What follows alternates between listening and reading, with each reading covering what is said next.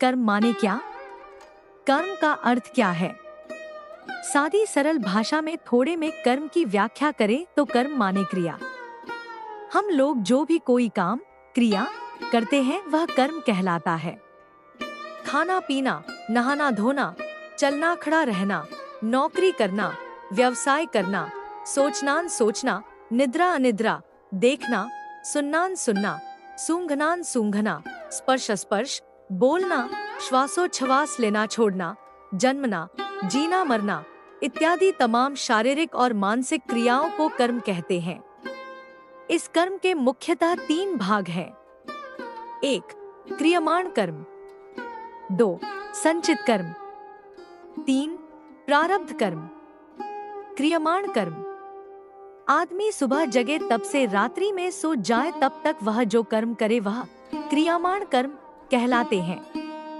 सुबह से शाम तक, सोमवार से रविवार तक, पहली तारीख दिनांक से आखिरी तारीख तक, कार्तिक शुक्ल एकम प्रथमा से अधिक कृष्ण अमावस्या तक, जन्म से मृत्यु तक आदमी जो जो कर्म करता है वह सब क्रियमाण कर्म कहलाते हैं।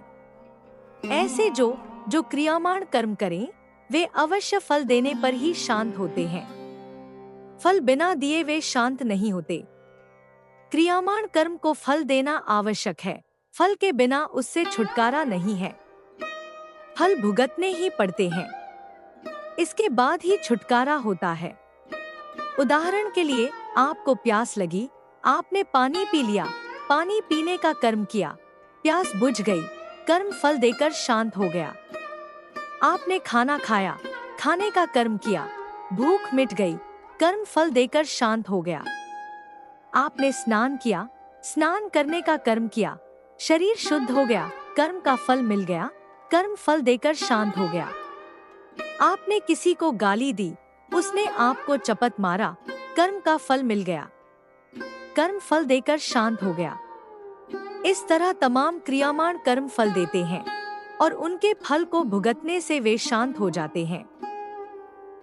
अगले पाठ के लिए चैनल को सब्सक्राइब करें। अगर वीडियो अच्छी लगी तो वीडियो को लाइक करें और शेयर करें।